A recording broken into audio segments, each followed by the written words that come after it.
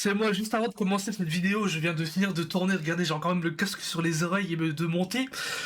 En fait, je viens de remarquer un truc en écoutant les rushs, etc., et même en montant. En fait, j'ai la neuf sur la langue ces derniers jours, c'est horrible, je suis désolé, je vais zozoter un peu comme ça. Donc voilà, bonne vidéo à vous. Allez, à tout à l'heure. Salut tout le monde, bonjour, j'espère que vous allez bien, bien bonsoir, tout dépend à l'heure où vous regardez cette vidéo. Bienvenue sur cette première, on va dire, vraie vidéo de la chaîne où on va voir plusieurs choses aujourd'hui, un début d'un nouveau concept aussi. Donc tout d'abord, avant de commencer, je tiens vraiment à vous remercier pour vos retours et vraiment votre bienveillance sur cette première vidéo. J'ai eu des petits soucis techniques comme je l'ai dit auparavant, mais bon, au fur et à mesure du temps, je pense on va s'améliorer et on va s'améliorer ensemble. Voilà pour cette nouvelle aventure qui commence maintenant. Donc voilà, avant de commencer, juste quelques petits trucs. Donc bon, désolé pour la qualité de la cam, hein, malheureusement, j'ai pas encore assez de moyens pour m'en acheter une meilleure. En termes de luminosité, pareil, parce que bon, au moment où je tourne cette vidéo, en ce moment, je suis vraiment dans la Yes Life. Je me lève hyper tôt pour tourner ces vidéos. Donc c'est l'hiver, il fait encore noir, hein, je suis désolé. Il fait encore noir, donc j'ai dû augmenter la luminosité comme j'ai pu. Donc bon, désolé, mais bon, j'espère que vous n'allez pas en tenir rigueur. Et bon, maintenant on rentre dans le sommaire de la vidéo. Qu'est-ce qu'on va voir aujourd'hui? Donc tout d'abord, premier concept de la chaîne avec l'aventure de Miros. Donc du coup, c'est un concept que j'y réfléchis ces derniers temps. Et je veux dire, ça a été même l'une de mes premières motivations pour créer et commencer à tourner des vidéos pour cette chaîne. Donc l'aventure pardon de Miros, c'est vous expliquer un petit peu tous les procédés, toutes les choses que j'ai pu faire depuis le début de Miros. Donc ça passe vraiment par l'écriture, par la création du personnage, le support aussi. Qu'est-ce que Miros? Sous quelle forme va-t-il sortir? J'espère. Et du coup, voilà, on va voir tout ça en vidéo et on va voir ça ensemble. Donc au sommaire, première étape, donc surtout, c'est commencer à comprendre comment j'ai pu créer Miros. Donc on va parler un petit peu des influences, de l'environnement, les premières esquisses comme dirait un peintre, ou bien les premières vraies pages. Et on va comprendre un petit peu, essayer de comprendre un petit peu d'où Miros est né, au-delà de ce que j'ai déjà dit dans la vidéo de présentation. Et voilà, pour vous donner un petit peu mes ressentis, mes sentiments vis-à-vis de ça. Sur la deuxième partie de la vidéo, ce sera un peu plus bref et un peu plus, on va dire, comprendre l'avancement une fois qu'on a commencé à créer le décor, à implanter le décor, fixer des objectifs. Donc du coup, c'est un petit peu ce que j'ai dû faire ces 2-3 dernières années, à savoir comment mon écriture pouvait se développer, comment Miros pourrait naître, grandir, et voilà, mais après aussi mes premières étapes, les premiers pas en tant que écrivain, entre guillemets, je mets ça vraiment entre parenthèses parce que bon, je ne sais pas si je me considère vraiment comme un vrai écrivain maintenant, donc je vais vous expliquer tout ça.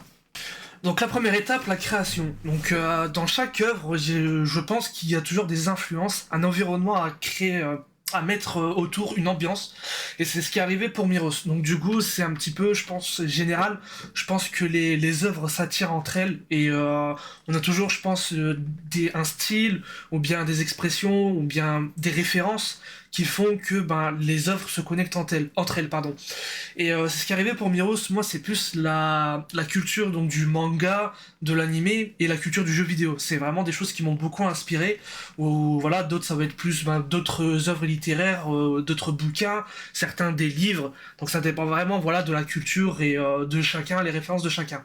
Pour ma part, le premier point de départ, ça a été comme je l'avais dit dans la vidéo de présentation, ça a été Zelda. Donc ça a été le Skyward Sword. Donc vraiment synopsis assez court, je peux vous le faire.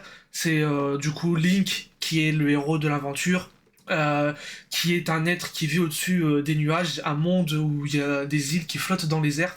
Et du coup voilà, c'est la genèse un petit peu de Zelda, d'où on considère Link comme un être divin, un être de lumière. Ou du coup voilà, c'est la genèse, c'est la première étape. Et du coup, c'est un jeu qui m'a vraiment beaucoup inspiré par ses couleurs, par vraiment l'environnement, l'atmosphère qui dégageait autour de ça. Et j'avais commencé à écrire pour Miros, voilà, quelque chose qui ressemblait énormément à ça. Et bon, du coup, après, on commence après à s'écarter du plagiat, de ces choses-là, parce que oui, tu peux t'inspirer, mais tu ne dois pas copier. C'est un petit peu le but, je pense, dans chaque œuvre. Donc moi, le premier point de départ, il a été là. Ensuite, il y a toujours donc l'influence, l'environnement. Donc c'est un fait. Bon, moi j'ai la chance d'être entouré d'une grande famille. Du coup, ben tu commences à englober un petit peu tout ton environnement, tout ce qu'il y a autour de toi, de par la création de personnages qui ont eux-mêmes une personnalité. Ces personnalités-là, je veux dire, des fois collent par rapport à certaines personnes de ton entourage, etc. Et c'est comme ça que j'ai commencé à construire vraiment le monde de Miros, son environnement. Et ça a été vraiment, ouais, je peux le dire, le premier point de départ de Miros. Donc une fois que le point de départ, on va dire voilà, le premier tremplin, on saute sur le premier tremplin, il faut savoir maintenant écrire. Parce que oui, Miros, sous quel support existe-t-il? Il existe donc, moi je l'écris plutôt sur la forme d'un roman fantastique. Donc je veux dire voilà, il y a des codes à respecter et ces codes-là maintenant il faut les apprendre. Parce que comme j'avais expliqué, j'étais novice dans l'écriture, je n'étais jamais vraiment, je ne suis pas un fan, on va dire, un fada de livres ou autres. Voilà, comme je vous l'ai dit auparavant, moi, ma culture, c'est les animés, les mangas, les jeux vidéo, quoi. Et moi, quand on me disait lire un bouquin à l'époque, c'était vraiment quelque chose, pas d'insensé, mais qui me correspondait pas trop. Je veux dire, j'ai une bibliothèque de mangas, mais j'ai pas une bibliothèque de livres, quoi, de romans, d'essais ou autres, quoi.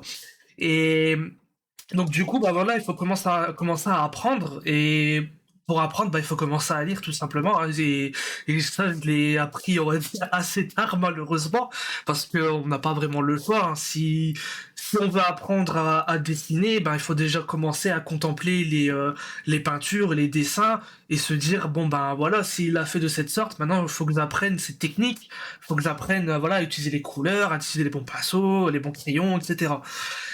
Donc on a commencé comme ça, j'ai commencé comme ça, j'ai pas été, on va dire, tout de suite dans les créations de scénarios, la création, on va dire, de scènes, de péripéties ou autres. Moi, j'étais plutôt dans, on va dire, une philosophie, essayer de créer ma philosophie à travers des citations, à travers des phrases qui pourraient coller à des personnages. Et moi, j'ai été plus dans ce sens du détail-là. Parce que je me suis dit, donner une personnalité, une phrase typique par un personnage, peut-être que ça pourrait me permettre à mieux réfléchir à comment la planter dans mon scénario.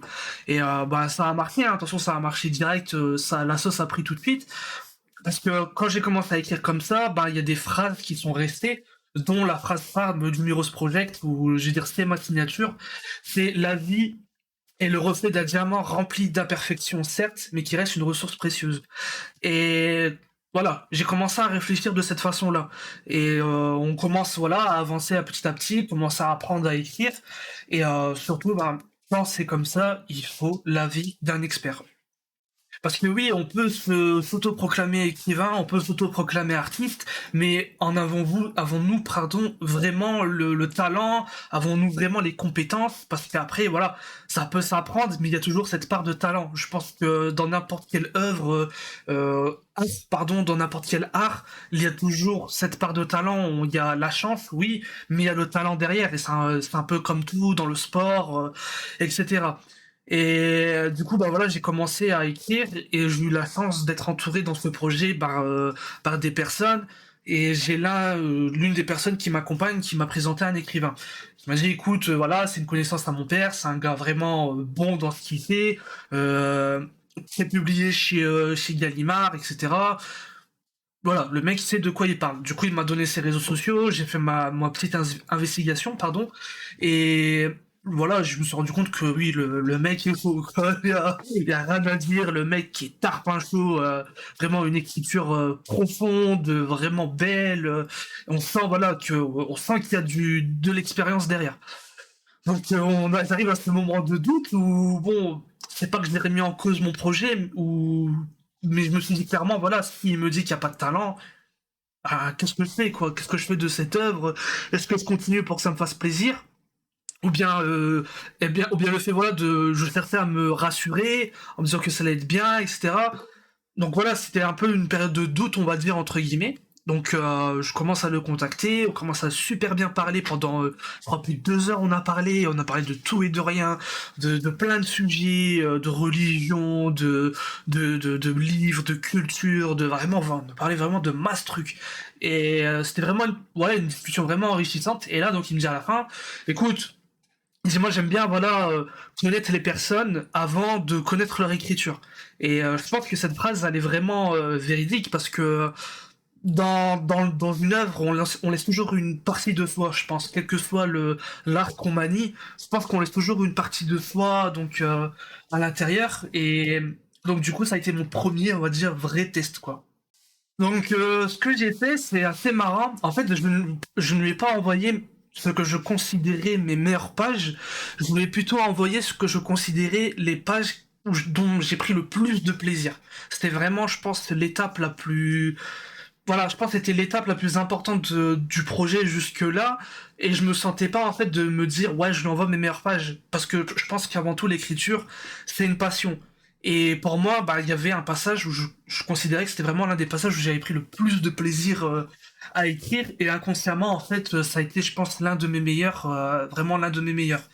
Donc je lui envoie mes écrits, voilà, j'attends quelques jours, ce qui est assez normal, je lui avais envoyé 2 pages, il m'a répondu je crois sous 3 4 jours.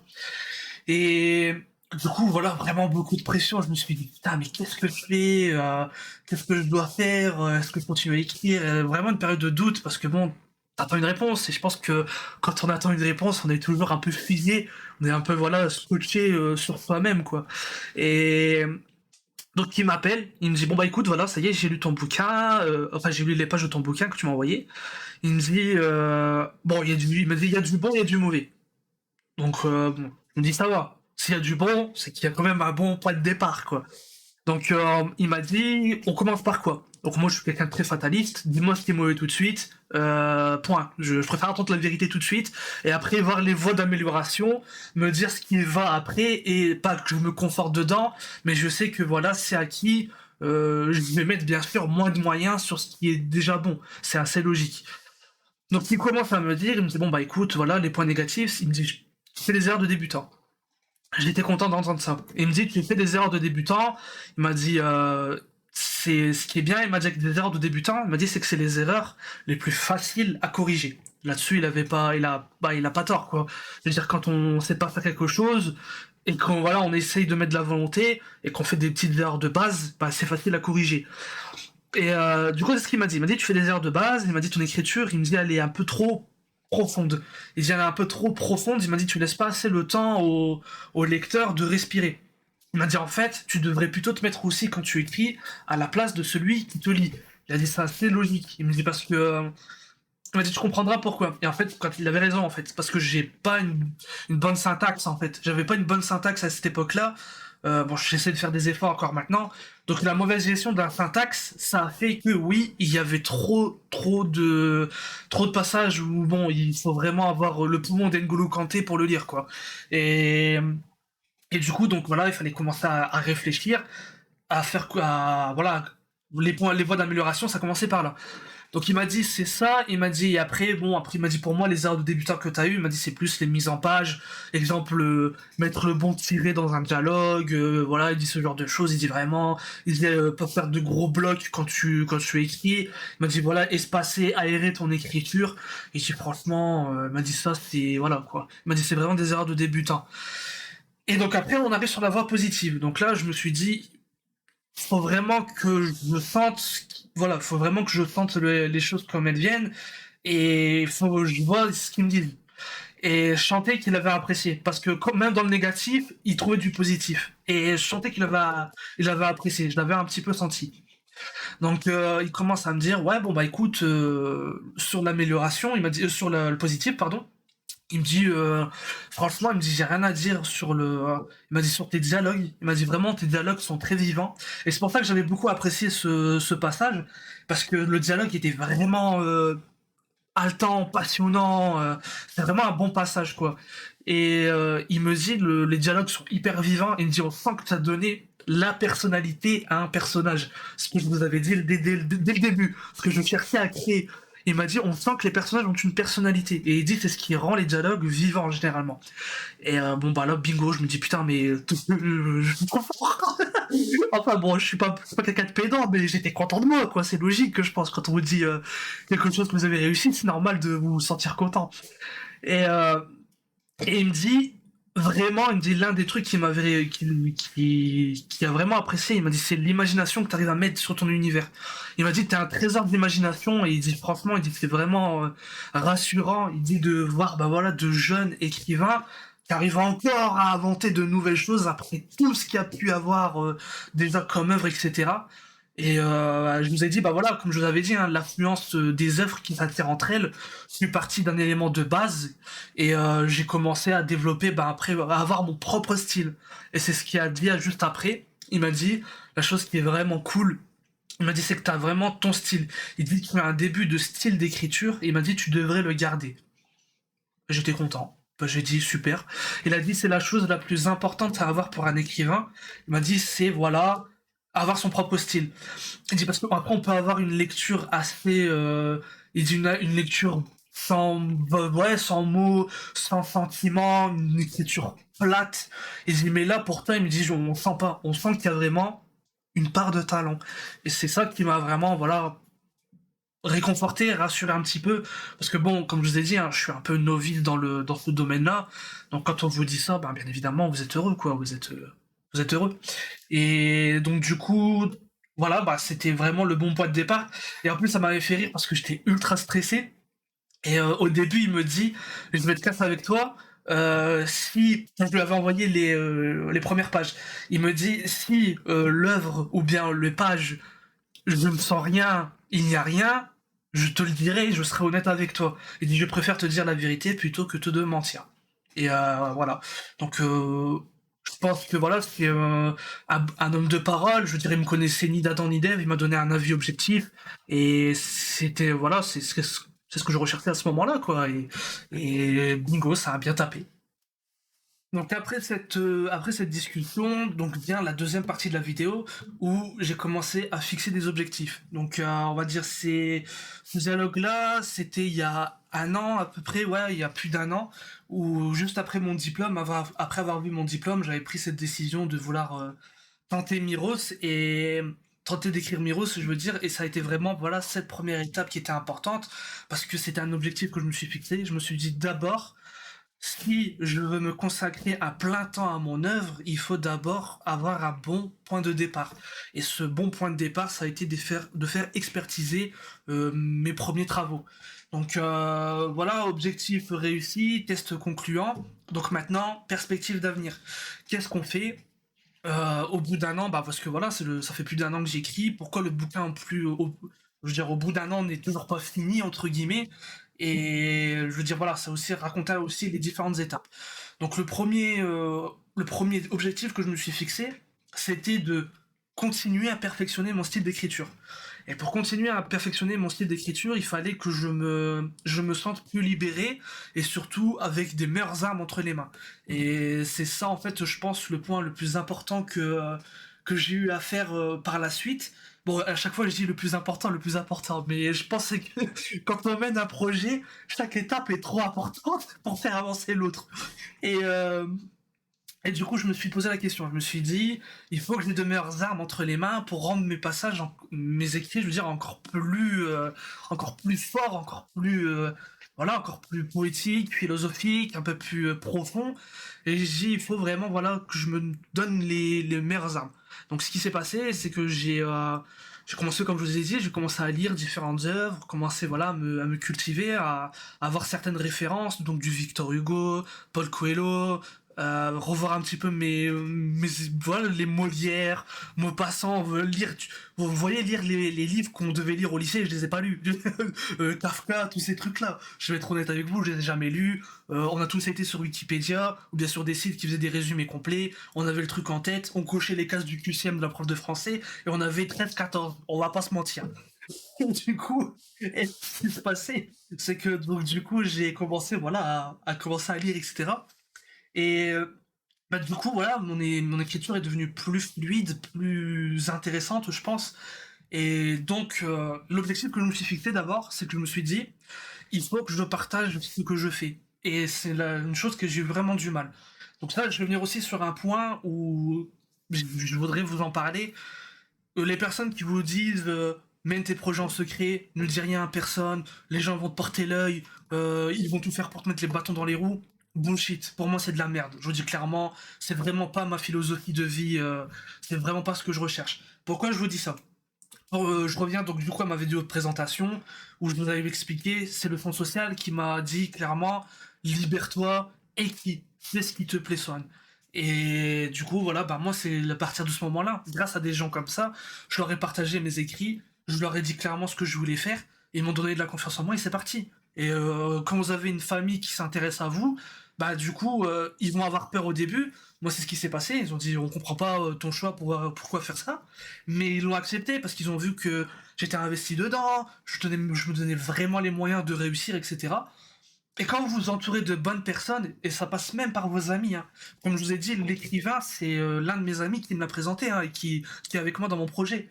Quand vous êtes entouré de bonnes personnes, bah tout se passe bien. Et même pour la création de Miros, je veux dire, c'est l'un de mes meilleurs amis qui m'a poussé à écrire, à me dire, t'as une histoire de fou, vas-y, vraiment. Et je pense même, je vous le dis tout le temps, mais je veux dire, c'est grâce à aussi un peu à lui que je me suis lancé dans Miros, quoi. Donc, c'est ça aussi que je me dis. Et voilà, n'écoutez pas ce que les gens vous disent. Allez, faites ce que vous voulez. Faites-le. Si ça vous fait plaisir, faites-le. Écoutez les conseils quand ils sont vraiment constructifs, pertinents, quand il y a des arguments derrière. Quand une personne te dit ça ne va pas, pourquoi ça ne va pas? Te dire tout simplement ce que tu fais, c'est nul, ce que tu fais, j'aime pas, entre guillemets, c'est juste pour refléter ses peurs sur une autre personne. C'est un petit peu ce que j'ai en tête. Mais quand l'argumentation est constructive, oui, s'il y a une erreur, il y a une erreur. Tu n'as pas fait ça, tu n'as pas fait ça, parce que peut-être ça. Si tu veux réussir, ben il faut faire ça. C'est des procédés de comme on dit après, hein. Donc voilà, j'ai commencé donc du coup à faire ça et pour partager, j'ai commencé à travailler du coup mes réseaux. Donc j'ai commencé à travailler sur mes réseaux et j'ai commencé à poster sur Instagram. Donc je vous invite même à voir mon Instagram dans la bio où voilà, j'ai commencé à écrire et à vouloir partager ce que j'ai en tête. Et la chose que j'ai fait, pas par peur qu'on me vole mon contenu ou quoi, j'en ai rien à faire, prenez mes écrits comme j'ai envie de dire. Mais j'ai mis des passages qui ne sont pas de Miros. Pourquoi j'ai mis des passages qui ne sont pas de Miros? Parce que je me suis dit, si tu as un style d'écriture, tu es capable de le faire hors de ton œuvre. Et voilà, c'est ce que je me suis dit, j'ai commencé à créer, j'ai commencé à partager, les gens ont commencé à kiffer. Des fois j'ai eu des bonnes critiques quand on m'a dit je ne comprends pas ton passage, ton écriture a des complexe à ces passages-là. Voilà. Donc quand il y a des bonnes critiques, comme je vous dis, vous les prenez en compte et vous vous améliorez. Donc tout ça, ça m'a pris un peu de temps, ça m'a pris du temps, et vous pouvez même voir, c'est assez éparpillé au niveau des publications, parce que ben du coup, à chaque fois, je réfléchissais à comment voilà, essayer de trouver quelque chose de nouveau, me donner des armes, etc. Et Miro, ça a été un peu en second plan, on va dire à ce moment-là. Le manuscrit, je ne l'ai vraiment pas trop travaillé, et je pense que c'est même pour ça qu'à l'heure actuelle, je suis pas vraiment sur sa fin du manuscrit. Et donc voilà, du coup, j'ai commencé à vraiment essayer de m'améliorer. Ça m'a pris beaucoup de temps, mais le résultat devient concluant. Et c'est ça, c'est un peu ce que j'ai envie de vous dire aussi. Quand vous voulez apprendre quelque chose, commencez par les bases. Commencez par apprendre les bases. Si vous avez une appétence, un talent à ça, ben les bases, vous allez les apprendre rapidement, ou bien un peu plus tardivement. Ça dépend de la capacité d'apprendre de chacun. Mais on va dire que j'ai été beaucoup autodidacte. Comme je vous ai dit, après, le truc, on va dire, qui m'a aidé, c'est que j'avais un talent pour écrire et je ne le savais pas. Du coup, quand on a toujours cette petite part de talent, on va griller certaines étapes. Mais après, bon, la réalité revient toujours à un moment ou à un autre. Et voilà. Donc, tout simplement, les objectifs qu'on se fixe, qu'est-ce qu'on fait, comment on le fait, les procédés. Et c'est comme ça, je pense, pour chaque projet. On arrive donc sur cette fin de vidéo, donc voilà, je vous ai dit, n'oubliez pas, donc quand on fait un projet, le point de départ, les objectifs on veut se fixer, travailler donc son domaine, les méthodes, les procédés et avancer. Je pense que c'est un petit peu la base, les bases pour tout. Après, bon, il y a différents outils qui pourront vous aider à réaliser vos objectifs et vos projets. Donc on arrive sur cette dernière vidéo, comme je vous ai dit, désolé encore une fois pour la qualité de la caméra, on va essayer de gérer ça. Le fond vert, je pense que j'investirai un, histoire d'être, on va dire, un peu plus à l'aise donc sur la vidéo. Et donc voilà. Prochaine vidéo, ce sera donc du coup la deuxième vidéo du concept, c'est l'aventure de Miros. Donc ce sera essentiellement lié à la création du personnage, c'est-à-dire comment j'ai réussi à le créer de A à Z, c'est-à-dire de son cara design, son apparence physique, etc. À savoir aussi l'implanter donc dans mon œuvre. Je dirai tout ça dans cette deuxième vidéo. Et prenez soin de vous et de vos proches, c'est vraiment le plus important ces temps-ci. Et des bisous, bye bye. Mouah.